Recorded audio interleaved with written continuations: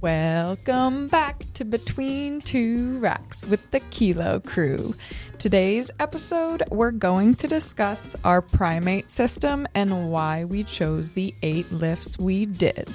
So, let's kick it. There might be some listeners that aren't even very familiar with the PRIMEIGHT system. The PRIMEIGHT, it's actually trademarked by us, refers to the original group training system we developed back in 2016 when we first opened our gym in California. And it's structured around the 8 primary lifts: front squat, back squat, deadlift, overhead press, incline press, bench press, chin up, and dip. I know Steph does not like the order I listed those in. You only messed up one. But I named all 8. Yeah. So before we get started, because I know we're going to dive into a specific topic within the PRIMEIGHT, but I do just want to discuss even why we chose those 8 lifts for the PRIMEIGHT system originally. Yeah, so I mean, the main reason is like you said, we were building a group training system, and we wanted a well-rounded system where a trainee could go through the training programs and just have a very well-rounded strength development. And the thing is, so we know, like for powerlifting, like there's the big 3, right? So there's the deadlift, the squat, and the bench press. So these are like the classic big compound multi-joint movements. But throughout my career, having trained a wide range of athletes and general population, I quickly realized that strength is very angle specific. It's very motor pattern specific. So by only training these 3, I'm not saying that someone with a big bench, big squat, big deadlift is not strong, but I've seen over time that only focusing on these 3s leaves some discrepancies in terms of overall strength development across all joint structures. So we kind of took a step back, looked at the most classic primary movements, and we're like, okay, which one can we use that fit within a logical training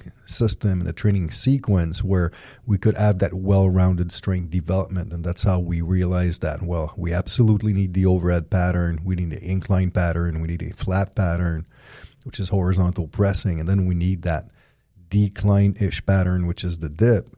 So now our pressing strength is expressed across the entire spectrum of angles at which you can press.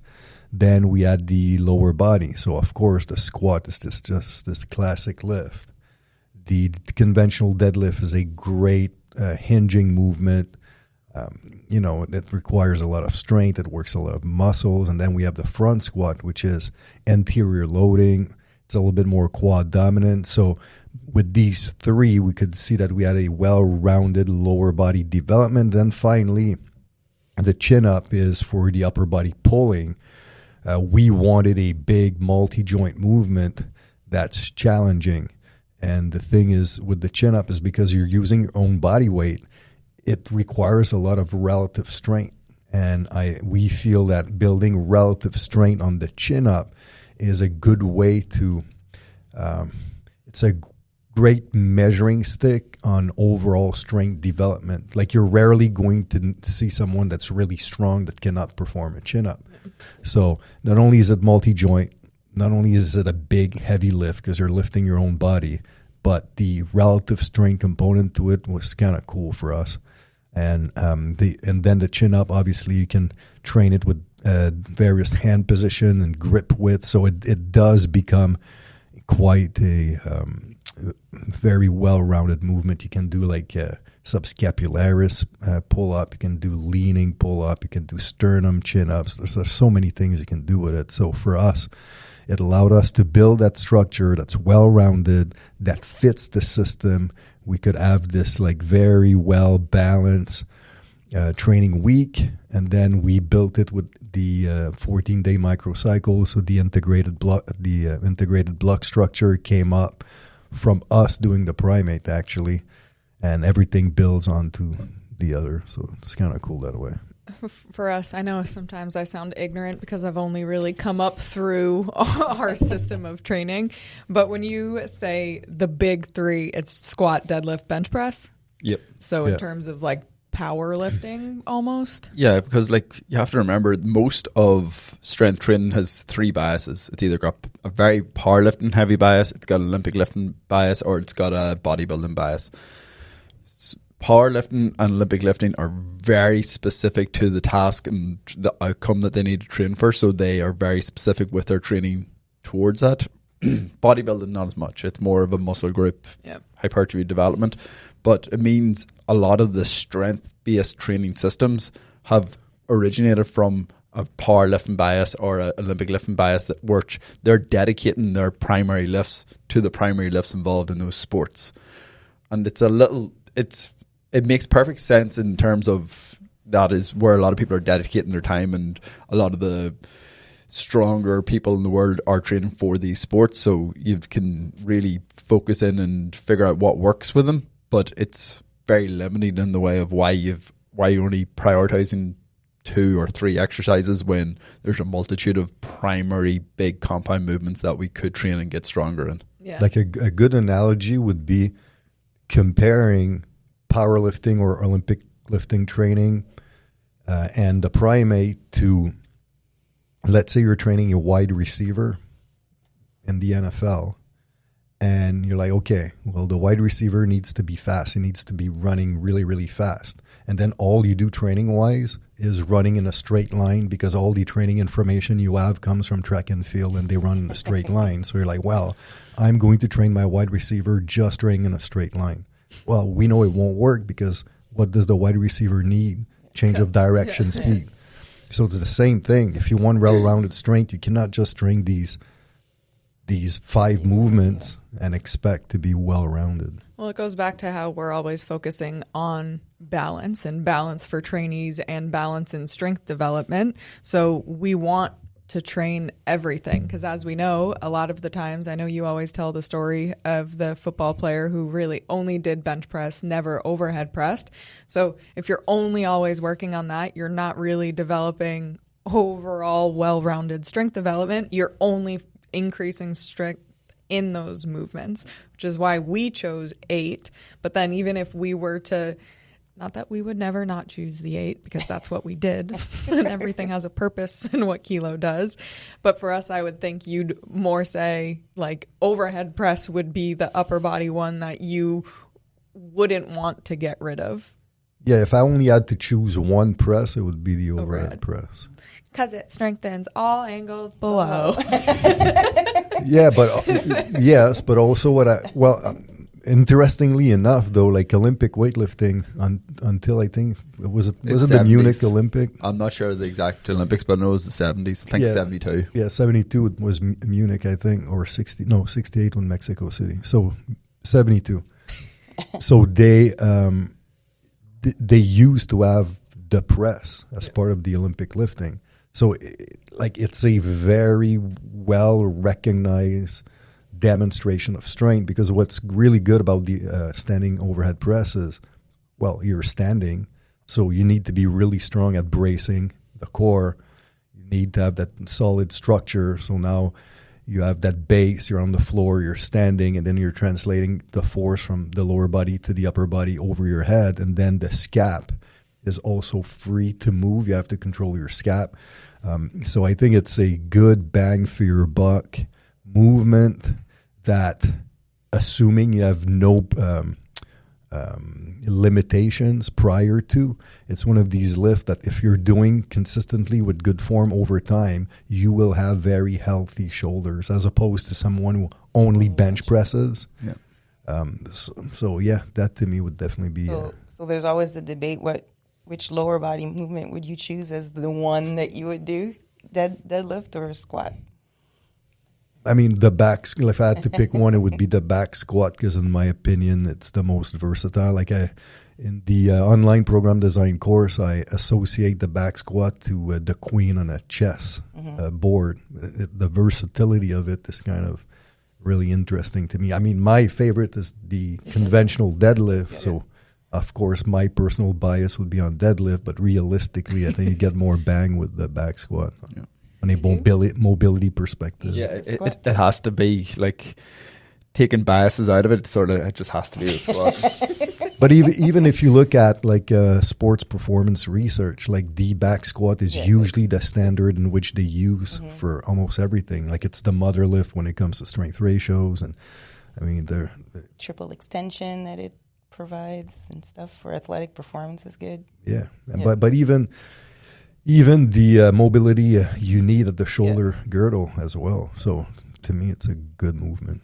I feel the Primate trickles through our entire system because, yes, we're discussing like the primary movements specifically right now. But if you really take a look at our entire system, those movement patterns, like if you're just looking on a movement pattern perspective for the different variations, you see all of those throughout our entire program structure, not just within the primaries. Then you're going into the assistance exercises. They're still all based off of those primary movement patterns, which I think is an interesting way to also look and make sure you have variety within your programming across the entire structure, is that you still have all of those primate variations within it. Yeah, I mean, we call it primary movements in terms of, for a lack of a better term, let's say that we wanted to make a sport out of our training style.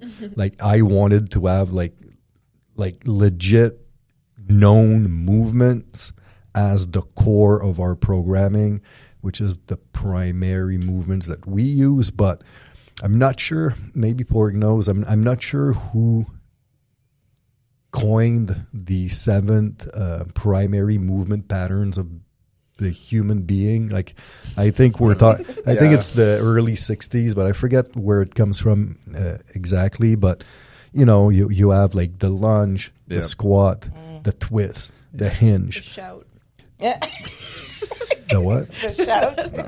Twist and shout. Yeah. Yeah, he didn't like that Cool. one.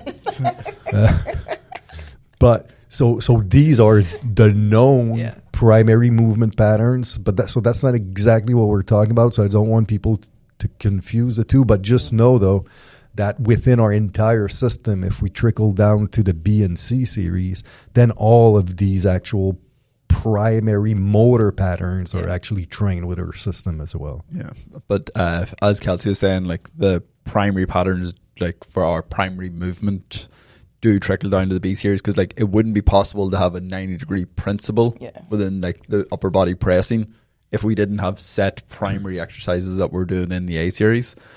But like there's where the difference is with some, like say some powerlifting programming. You see some of the better powerlifting programming that yes, they're very bench press heavy for their primary, but they still make sure they do their overhead, their incline, their decline pattern in their assistance and remedial work, or more so assistance. So they're still ticking that box. They're just not prioritizing the expression of strength in overhead, incline, and decline patterns as a primary exercise. But it's not like those patterns aren't getting addressed. So it's how some people have somewhat adapted to the knowledge that you do need to be strong in multitude of angles, but you still have a higher level of specificity for your sport at the same time. Yeah.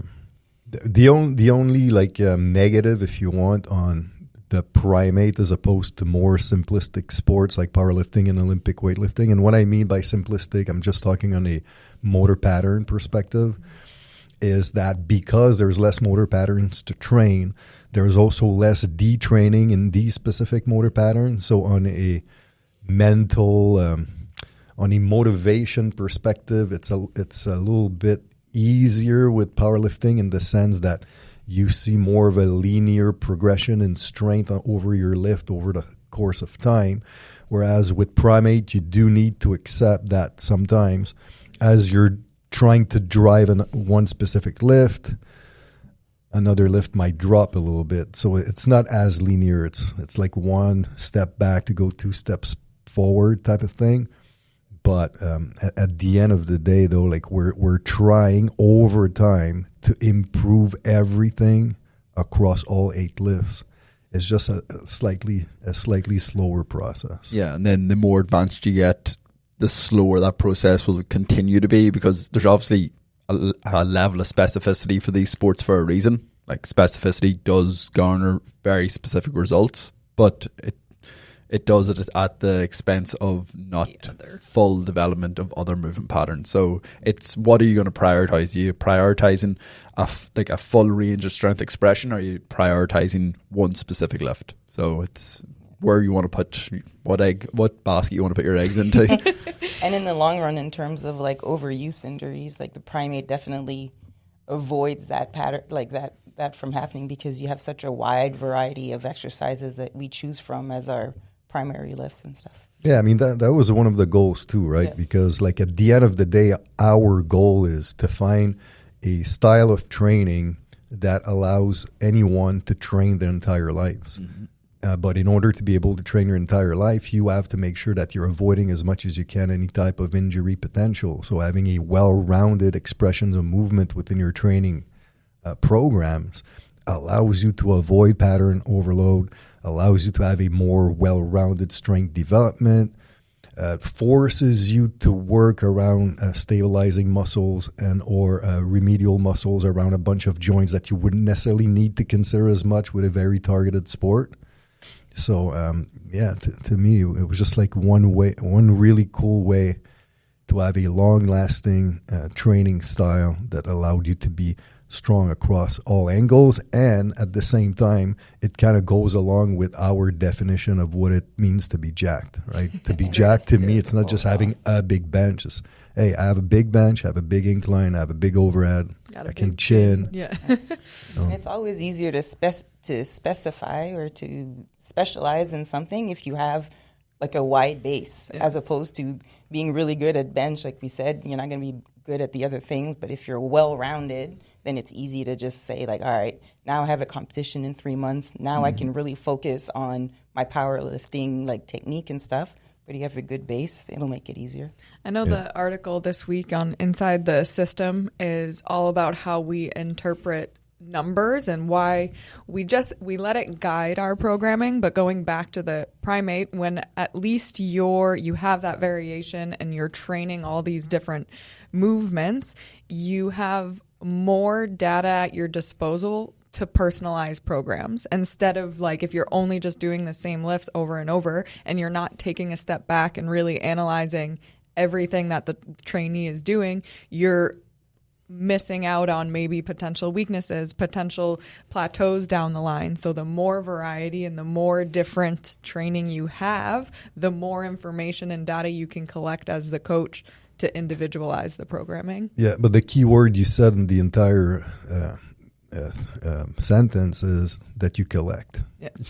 So, because that's the point. That is cool, but if you don't collect it and address it and analyze it and interpret it, like, it won't do anything. And I think that's one thing that the younger coaches need to understand. Like, if you want to be a numbers type of coach, you need to not just look at them, but do something about it. Not just collect all the numbers and never do anything. Yeah, and realize numbers are a snapshot in time. So looking at numbers from a year ago isn't going to really give you relevant data for what's happening now. No, because it is constantly evolving. So sometimes it's misleading, especially if you're one of those trainers that like to have a ton of variation. So if you're varying a lot of parameters, varying tempos, varying frequencies, training splits, implements, exercise techniques, or the training method, like it becomes very overwhelming to know exactly what's happening with the trainee. So this is why, to me, it's important to have certain like benchmarks and standards that you're collecting over time, like at a high frequency, so that you can always know what's going on with your trainee. What did you say at the start of the episode when you were saying like within the Primate, and then it helped us create the integrated block? Is that what you mentioned? Yeah, the integrated block is basically the 14-day microcycle that we created for the Primate group training,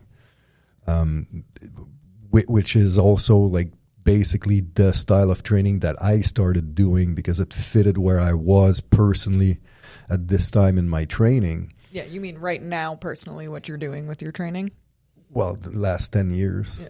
But it just works out well because the cool thing, okay, so first of all, this was group training, right? So there was nothing individualized about the whole training system, but because of a lack of individuality, at least what we had was a well-rounded program. So everybody would get something out of it at one point or another.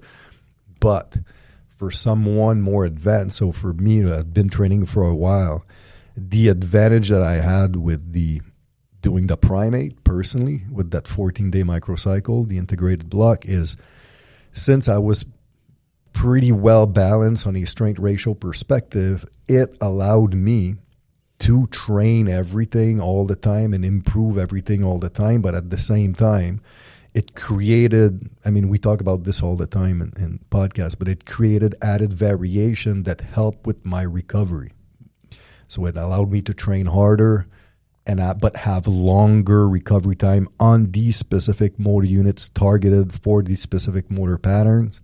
But what's really cool about the PRIMEIGHT is if you really deconstruct it and analyze it on a week-to-week is your Monday session, like, kind of correlates to the Monday session of the week after, and then the Monday session of the week after, and on and on and on and on. So it's the same thing with the lower two on Friday.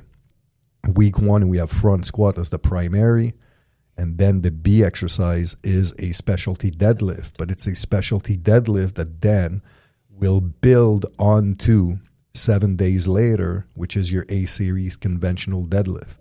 So there was a lot of like clever twist on programming that allowed more recovery with the more advanced people who don't necessarily need to pinpoint one specific angle. Yeah, and I know, as we mentioned, it was for our group training, and we had all levels within the group training. But now, as coaches, you mostly use the 14-day microcycle in terms of, like, if you were writing a personalized program, you would use that with more of an advanced client. Yeah, generally. Like, because the more novice a client is, the more benefit they get from more frequent rehearsal. So the more similar their program is on a week-to-week basis, the quicker they're going to improve. And if we're trying to just maximize our results, knowing exactly where they are in time, what their movement capability is, we can be very specific with the movement patterns that you use with them and get them to where they need to be, to where they're going to get even more value out of something like the 14-day microcycle. But yeah, like, it's definitely a more advanced technique, because when you have that much variation, it's definitely going to slow down motor learn, and there's no two ways about it. It's great on a variety and a consistency set point for any level of training, because they're going to enjoy not having to do the same session as often. But if they want the fastest progress, they're going to favor way better from a more rigid template and repeating the same movement patterns at a far higher frequency. Because what's cool, though, is even if you're doing classic phase undulating periodization with 3-week mesocycles where the week repeats for 3 weeks straight, the thing is that past the standard program design where we have two base microcycle structure, so we have microcycle structure 1, which is overhead, squat 1, bench press, front squat. We have microcycle structure 2, which is incline press, squat 2, dip, and deadlift. So this is our standard. So this is what we used with the group training. And then you can, like, the integrated the integrated block structure is these two microcycles that just alternates over and over and over and over. So you're constantly rehearsing these movements, which is why it has that built-in variation. But the cool thing, though, is for those that are more novice or intermediate that will do better with standard 7-day micros with the 3-week mesos. Well, once you're at a certain point, then you've built a base, and then you start venturing into strength ratios. So if you're looking at the optimizing strength ratio course, for example, now you can individualize the training even more based on weaknesses on specific lifts. But the cool thing is now you're evolving the programming from 2 base microcycle structure to now 12 different microcycle structures. So you have this built-in variation, but it's variation that's still suitable to the novice and intermediate lifter, because that variation addresses specifically the weakest link on a strength ratio perspective in these 8 primate. Well, it's interesting personally looking back. I did PRIMEIGHT for the 5 years we were in California. Alex and I trained together. We did the group training programs for all of the years we were in California. So I still developed a solid base of strength in those years when I wasn't doing personalized programming, but I had the variation and I was training well. I was tracking my numbers. I was making sure I was progressing from week to week, and then always making sure that my strength was still good. I felt good, but then now we're here and now I've been doing the personalized programming. So then, once you started to analyze my numbers, then we started to play around with it a little bit more, but it didn't take long for me to then have solid strength ratios once I started doing it. Like right now, your strength ratios are perfectly balanced. I think your biggest outlier is we're talking about a 3% off number. Yeah. So that to me means you're very... But that's what's cool, because I was just doing the group training for all those years, and it didn't take long to then just be like, okay, now you dialed in on the optimizing strength ratios, and then bam, I was balanced. So it's interesting to have done it myself. Yeah. Like on the group training format, like the 14-day was really cool. One of the big things is because people are very inconsistent too in terms of when they come. And we had a lot of clients who did only train 2 or 3 times a week. So they were still, even though it wasn't as frequent, they were still exposed to the same type of base 14-day microcycle, so they could still improve. A lot of our clients that started training, they were so amazed that they were progressing so much. But it was the consistency of it. But the overall balance, they made a big impact on them. So what's interesting with the PRIMEIGHT group training structure is with that 14-day micro and all of these different lifts. Obviously, there's more variation built in with the upper body. It's just the nature of it.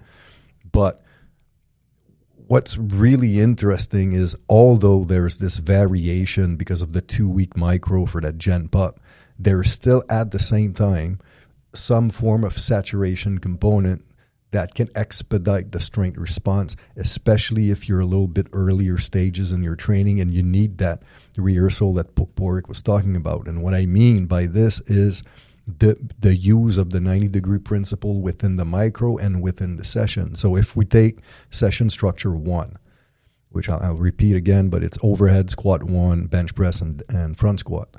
So what happens is, if we're looking at the upper body sessions, we have upper body 1. The A1 is your overhead press. Then the B1 is your flat press. So it's a flat press variation. Typically, we like using dumbbells simply because we're using barbells in the primary. So it allows for a little bit more of a freedom on a motor pattern perspective. But then upper body 2 on Thursday, now we have the 90-degree principle within the micro, which means that now the primary movement, the A1, is a flat press. So we had overhead, we have flat press. But then we're doing the 90-degree principle within the session. So the B1 on upper 2 is now a overhead pattern as well. So it might be a seated dumbbell press. So now our overhead pressing volume within that week now has almost doubled. The reason why I'm saying almost double is typically the B series, we don't have as many sets as the A series, but we have a rehearsal on Monday, and then we're rehearsing that angle again on Thursday. But it's the same thing with the other movement pattern. We have the flat as assistance on Monday, and then we have the flat as primary on Thursday. So there's this really good balance of stressing barbell work with the primary, and then stressing assistance work with dumbbell work mostly in the B series, balancing everything out, but also making sure that we have enough overall rehearsal enough overall volume to really drive the strength response. But what's interesting now more in a periodization perspective is because we've saturated these two angles for that week, then week 2, where we're moving to microcycle number 2, where now it's the incline, squat 2, dip, and conventional deadlift, is now we're training the other two angles. So we have incline and then decline in the B series. Then we have dip, which is a decline angle, if you want, as the primary, and incline again as the assistance. So now it's the same thing. We have double exposure, increased volume, but of the two angles that we did not touch at all during week 1. So now we're creating again a saturation of these two angles. And then week 3, we're coming back to overhead and flat. But we're not detraining the incline and dip. So now we're resting these motor units, but now we're super compensating with the previously trained motor units of the overhead and bench. So that you have that cool like built-in periodization concept that's off of the saturation element that, you know, is a pretty important feature when you're really trying to drive strength, especially as you become more advanced. One nice thing about that is, since it's only a week in between exposures, there isn't that big of a detraining effect in terms of the motor learning. Whereas if you did the classical phase undulating where it's 3 weeks and then a completely different set of movement patterns the next 3 weeks, that 3 week time period, people can really struggle with that. And that's where like the other element, like the fixed block, comes in. We teach in the comprehensive program design in terms of it'd be the same structure for 6 weeks straight, so they can really nail it if they're really untrained. But the ability to use the 14-day, just alternate back and forth, that you're only getting a week detraining or unlearning a movement pattern instead of 3 weeks, is a huge benefit as well, even though it's a slightly more advanced programming methodology. Yeah, and then the cool thing too is if we're talking about the lower body, because, you know, I like things to be balanced, right? I like symmetry. To me, there's beauty and symmetry in programming, but now it's weird because we have like 4 lower body sessions, but we only have 3 primaries. But it's not weird because the back squat, in my opinion, from experience at least, I've seen that it requires more rehearsal in order to really drive that lift. It's out of the 3 lift, I find that it's the hardest one to really learn, because to me it's the one that requires the most mobility. Like, you need that dynamic flexibility aspect to it. Hips, through the ankles. Yeah, you need the ankle, you need Shoulder. resilient knees, you need the hips, and you need the shoulders.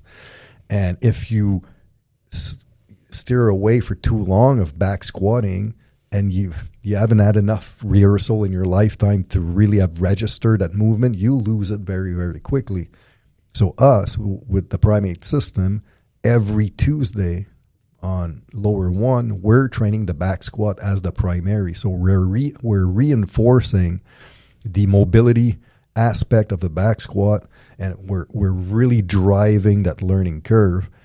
And the back squat is kind of, it's a squatting pattern, which is a primary pattern, but it's kind of a hybrid, right? Depending on the squatting technique of the lifter based on their body dimension, it's a little bit like a crossover between the requirement of the deadlift and the requirement of the front squat, where the front squat is very anterior dominant, so it's very quad dominant. The deadlift is much more posterior chain dominant, whereas the back squat, it kind of like it's an in-betweener a little bit. So that's fine, and we're rehearsing that one.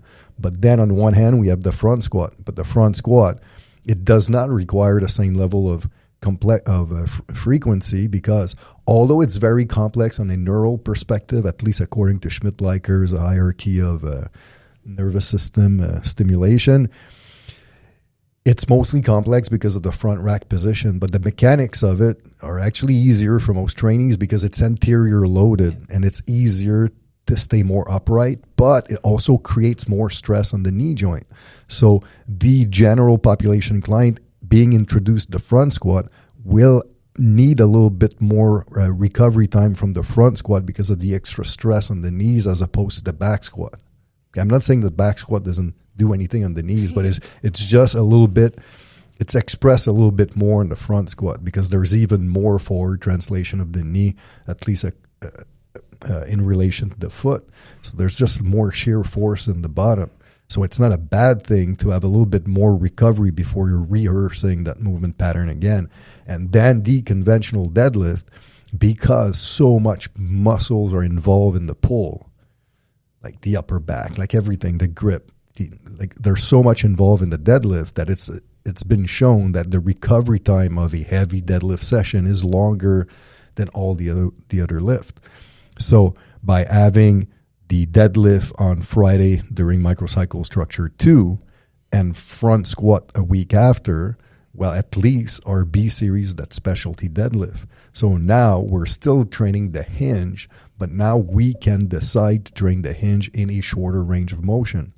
So by doing so, it allows us to overload the spine more, well, the upper back or spine, like spine control under load.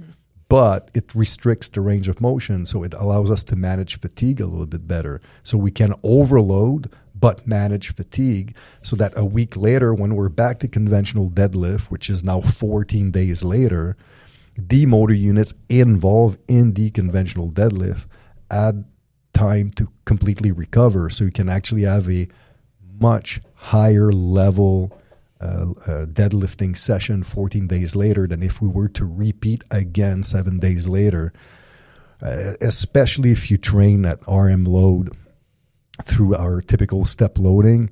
As you're more advanced and you start manipulating like training methods or loading methods, it's a little different. But for our novice to intermediate trainee, I think it's just that clever built-in manipulation of training loads without really knowing about it.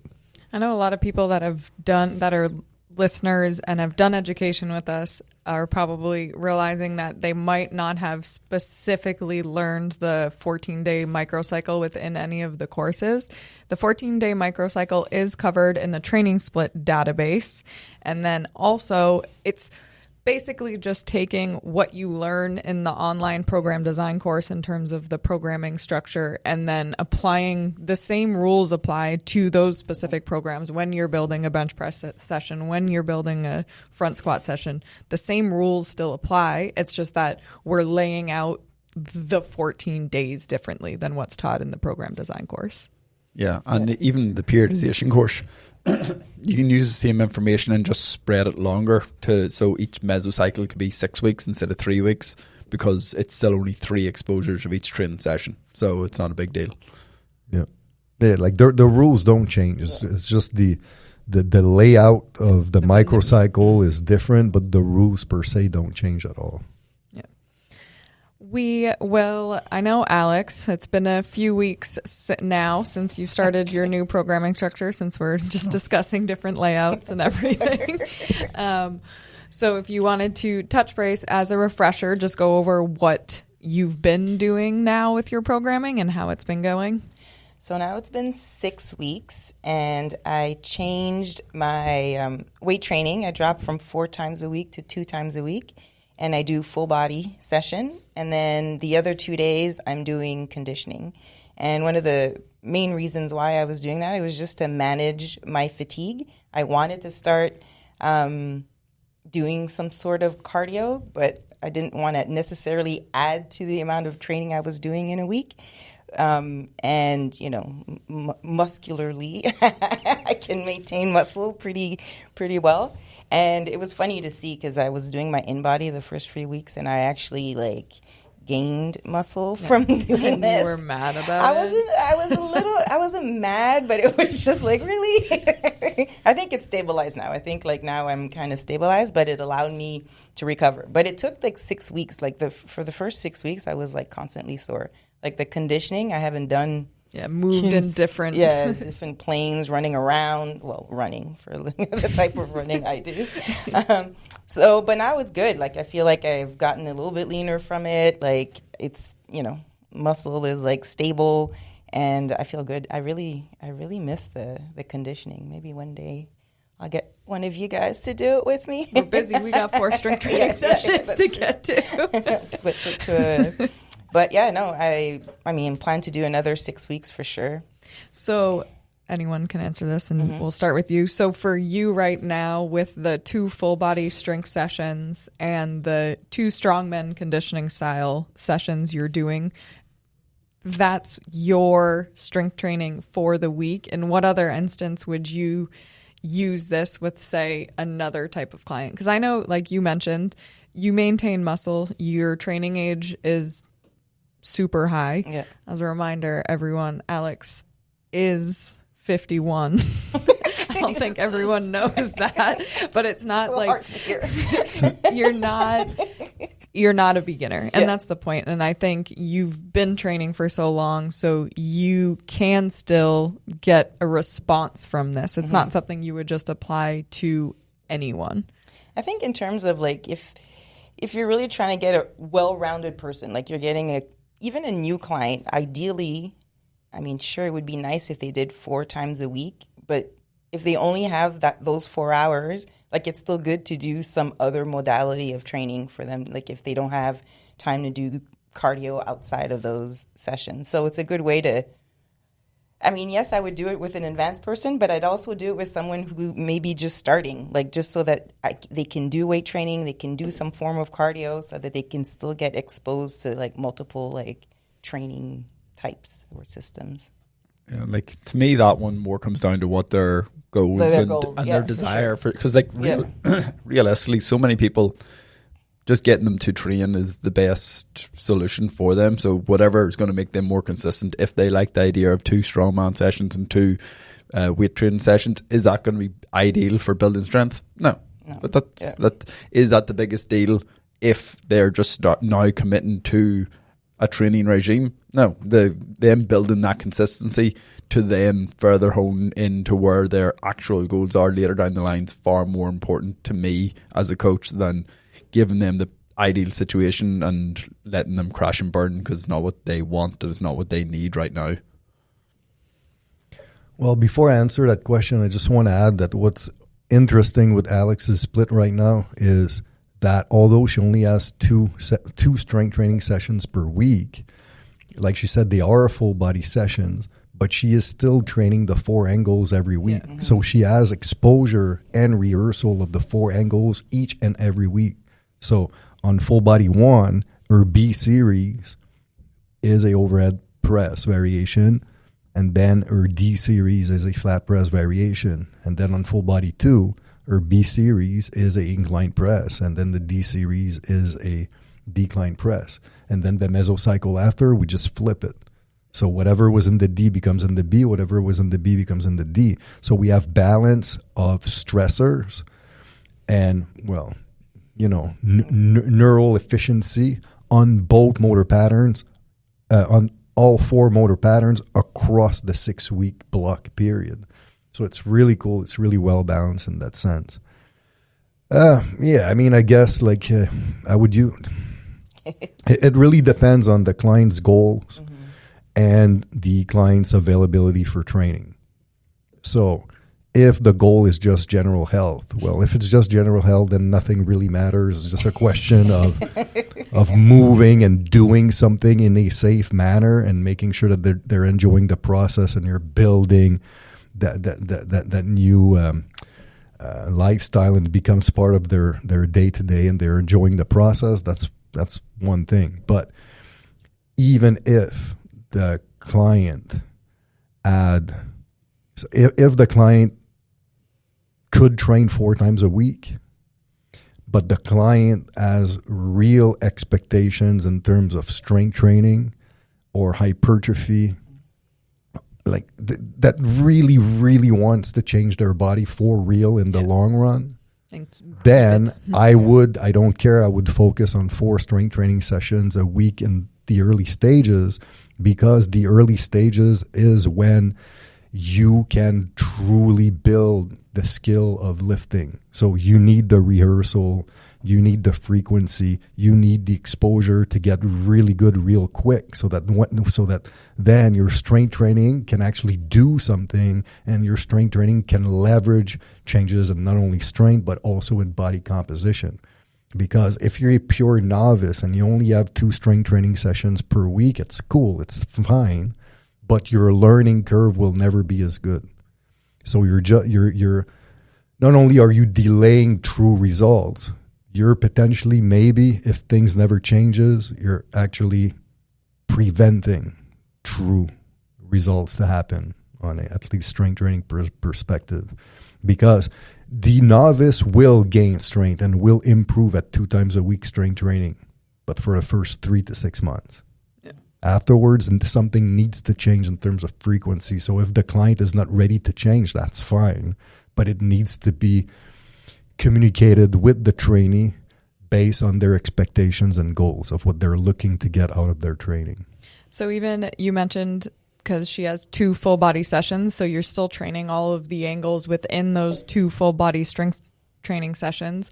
What do you take in? Is there anything taken into consideration when you're designing the strongman conditioning in terms of like angles and what's being trained within the strength training sessions? Yeah. I mean, you have to be careful to not have too much overlap. Like, for example, so let's say she has deadlift as her main lower body movement. Okay, and let's say like she's really strong and it's a big deadlift and you're doing like 4 sets, let's say, which is probably the maximum amount of sets you would do in your full body sessions anyways. Well, I won't necessarily program like a trap bar deadlift for speed. Trap bar deadlift for speed, or bent over hamstring walk like the day after as part of the conditioning. It's a little bit too much, overlap. But at the same time, you don't need to be super obsessed about this, because at the end of the day, depending on the energy system you're training, the velocity of contractions, the speed of velocity is speed, but the planes of movements, the velocities, the load, it's so different that even if there are some overlap sometime, it's not the end of the world, assuming that the person can recover from it. Yeah. I just wanted to add, like, for what I said in terms of a novice client, like specifically towards the women training out there, if I have a client and she's female and she's very weak, I would not do 2 times a week. I mean, it's basically what you were saying. Like, if the goal is really to improve their strength and, they have they have osteopenia or whatever, then I would definitely prioritize the strength more, because that's their goal. Yeah. It's just like, because to me, and I've talked about this in the past before, but with personal training clients, the typical clientele, what they want at first is fat loss. And if they come to a personal trainer in a gym, well, what modality of training will the personal trainer do most likely with their client? It's strength training, because you're in a gym. Right? I know that back in the days when Alex and I started, you had some trainers that would just stand next to the treadmill for an hour, just putting the speed up on their treadmill. But I wouldn't feel comfortable asking a client to pay me an hour just to stand next to a treadmill. So the thing I do is strength training with them. If they want to do cardio on their own, that's fine. That's just an added bonus. That's great. But if I'm doing strength training and their goal is fat loss, well, I need to make sure that the strength training is doing something. It's creating some type of metabolic disturbance, so that there's an actual, first of all, hormonal response from the stimulus, but also actual energy expenditure. But if their training age is so poor and so low that their ability to recruit motor units is inexistent, there's no output coming out of the training, so there's no response. You won't achieve fat loss. So then what happens is you're training the client twice a week in the weight room, and then after 3 months, the client's like, well, nothing has changed. Yeah. So what are we doing? Should we keep on going?